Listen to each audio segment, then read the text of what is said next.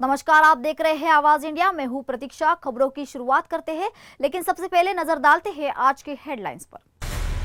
PM Modi आज से 3 देशों की यात्रा पर। आतंकवाद के मुद्दे पर पाकिस्तान को करेंगे बेनकाब।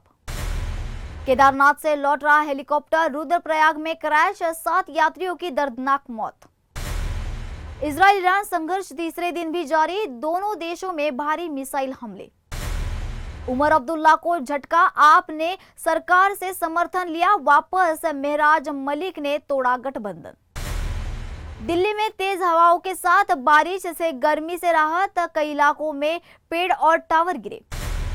और रामलाल के साथ अब राम दरबार के भी होंगे दर्शन, अयोध्या में नई व्यवस्था लागू। अब खबरें विस्तार से। प्रधानमंत्री नरेंद्र मोदी आज से 3 देशों की महत्वपूर्ण विदेश यात्रा पर रवाना हो रहे हैं। 15 से 19 जून तक पीएम मोदी साइप्रस, कनाडा और क्रोएशिया का दौरा करेंगे। तो ये 5 दिवसीय यात्रा भारत के रणनीतिक और वैश्विक सहयोग को और मजबूत करने की दिशा में अहम मानी जा रही है। पीएम मोदी ने कहा है कि ये दौरे आतंकवाद के खिलाफ भारत की लड़ाई में साथ देने वाले देशों का आभार जताने का मौका है। तो 15 और 16 जून को पीएम मोदी साइप्रस जाएंगे, जहां वो राष्ट्रपति निकोस क्रिस्टोडोलिडेस से मुलाकात करेंगे। साइप्रस यूरोपीय संघ का करीब मित्र और भारत का अहम साझेदार देश भी है। इसके बाद प्रधानमंत्री कनाडा में होने वाले G7 शिखर सम्मेलन में हिस्सा लेंगे। पीएम मोदी ने कहा है कि यह सम्मेलन वैश्विक मुद्दों पर विचारों के आदान प्रदान का बड़ा मंच होगा। यात्रा के आखिर चरण में प्रधानमंत्री क्रोएशिया जाएंगे, जो किसी भारतीय पीएम की पहली यात्रा होगी। वहां वो राष्ट्रपति जोरान मिलनोविक और प्रधानमंत्री आंद्रेज प्लेंकोविच से मुलाकात करेंगे। इस ऐतिहासिक यात्रा से भारत और क्रोएशिया के संबंधों में भी नई ऊर्जा और व्यापक के अवसर खुलेंगे। खबर ये भी है कि पीएम मोदी इस मंच से पाकिस्तान को आतंकवाद के मुद्दे पर बेनकाब भी कर सकते हैं। उत्तराखंड से एक बड़ी खबर मिल रही है। खबर के मुताबिक उत्तराखंड के रुद्रप्रयाग में केदारनाथ से लौट रहा एक हेलीकॉप्टर क्रैश हो गया है। यह हादसा सुबह करीब 5:30 बजे गौरीकुंड और सोनप्रयाग के बीच हुआ है।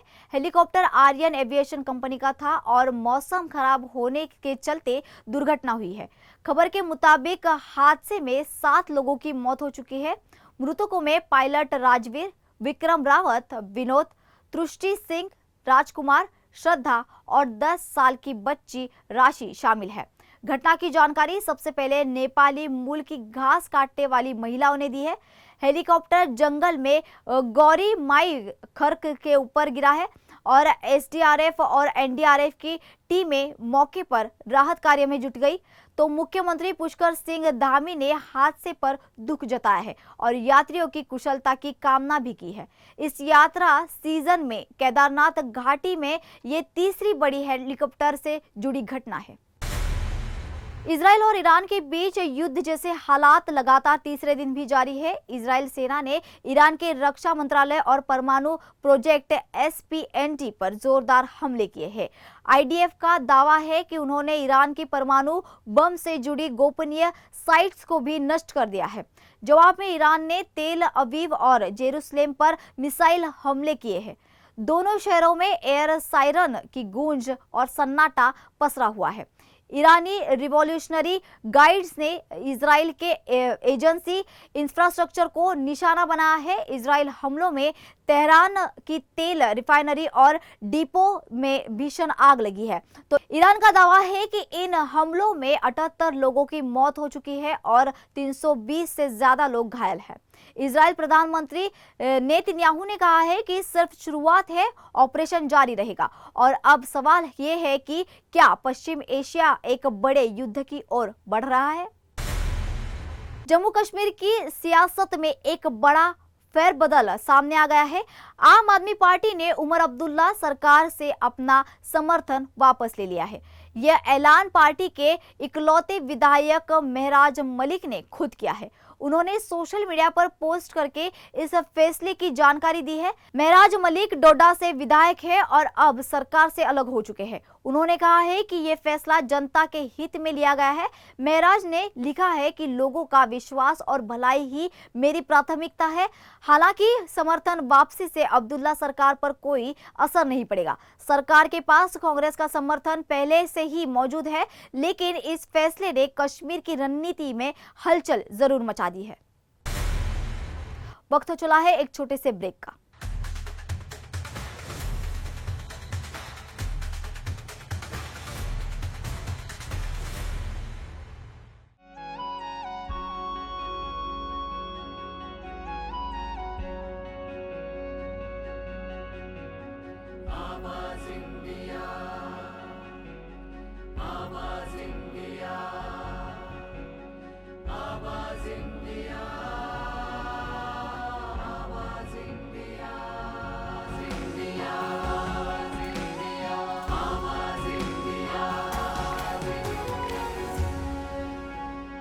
ब्रेक के बाद आवाज इंडिया में दर्शकों का फिर एक बार स्वागत।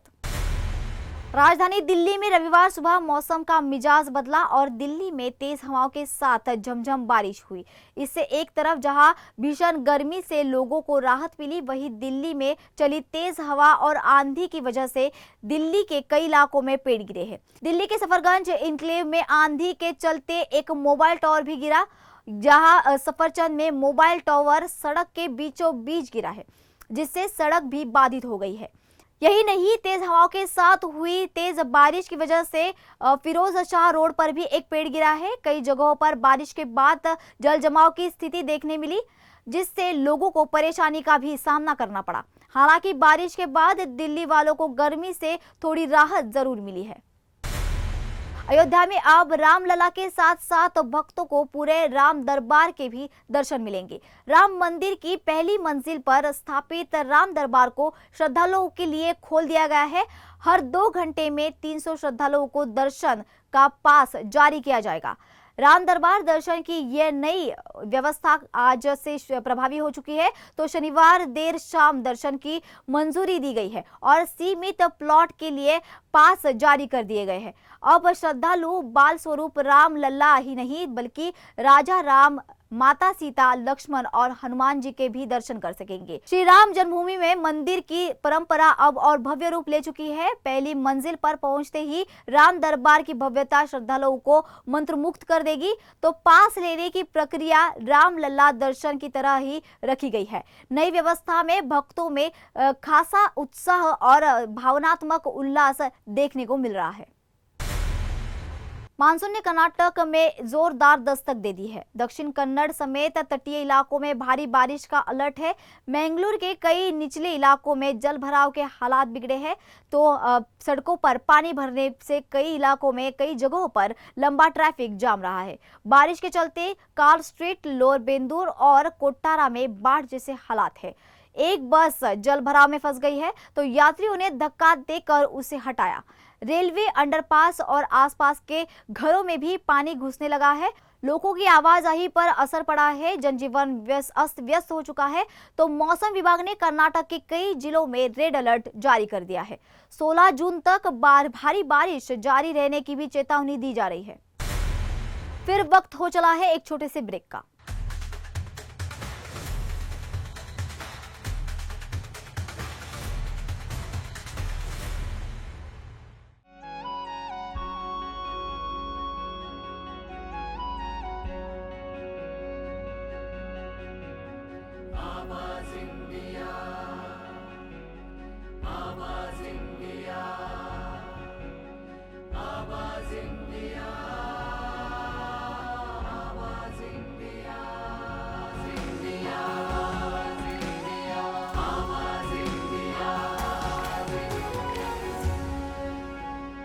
ब्रेक के बाद आवाज इंडिया के दर्शकों का फिर एक बार स्वागत है।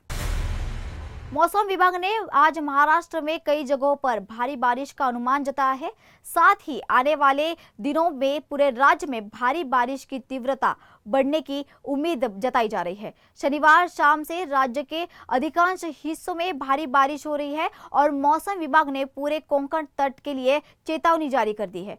अनुमान लगाया जा रहा है कि अगले 48 घंटों तक मुंबई शहर और उपनगरों में गरज के साथ बारिश जो है वो बहुत भारी बारिश जारी होने वाली है। तो वही ठाणे, रायगढ़ और पालघर जिलों के लिए येलो अलर्ट जारी कर दिया गया है। कोकण में खासकर रत्नागिरी और सिंधुदुर्ग जिलों में भारी बारिश की संभावना है और मौसम विभाग ने इन दोनों जिलों के लिए रेड अलर्ट जारी कर दिया है। कोकण के तटीय इलाके में 18 जून तक भारी से बेहद भारी बारिश का अनुमान जताया जा रहा है। कोकण के रायगढ़ और रत्नागिरी में भारी बारिश का अनुमान जताया है, जबकि मुंबई और ठाणे में ऑरेंज अलर्ट जारी कर दिया गया है। कोकण में भी भारी बारिश हो रही है, रायगढ़ में अच्छी बारिश हुई है, तो रत्नागिरी और रायगढ़ में भारी बारिश हो रही है। मानगांव में कई इलाकों में बादल फटने जैसी बारिश हुई है। बीसीसीआई ने भारत और न्यूजीलैंड के बीच व्हाइट बॉल सीरीज का ऐलान कर दिया है। सीरीज में 3 वनडे और 5 टी20 मैच खेले जाएंगे। तो वनडे सीरीज की शुरुआत 11 जनवरी 2026 से होगी। पहला वनडे बड़ौदा, दूसरा 14 जनवरी को राजकोट और तीसरा 18 जनवरी को इंदौर में होगा। इसके बाद 21 जनवरी से टी20 सीरीज की शुरुआत होगी। पहला टी20 नागपुर, दूसरा 23 जनवरी को रायपुर में खेला जाएगा, तो तीसरा मुकाबला 25 जनवरी को गुवाहाटी में होगा। चौथा टी20 28 जनवरी को विशाखापट्टनम में खेला जाएगा। 31 जनवरी को त्रिवेंद्रम में पांचवा और अंतिम टी20 होगा। यह सीरीज टी20 वर्ल्ड कप 2026 की तैयारी का अहम हिस्सा मानी जा रही है।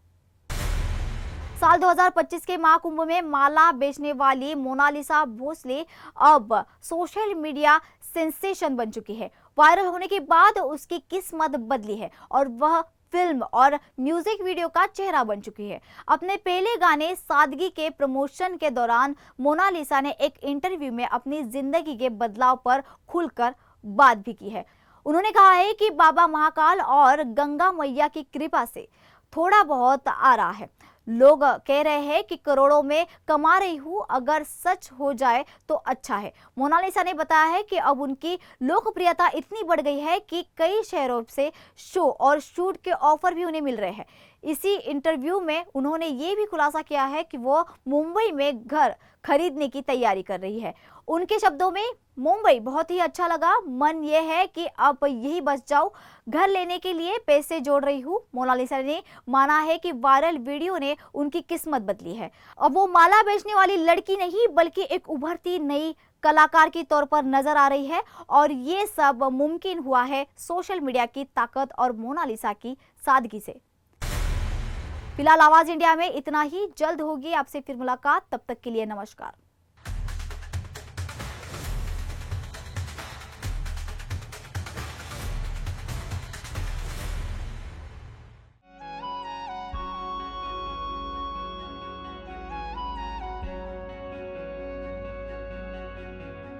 आवाज इंडिया।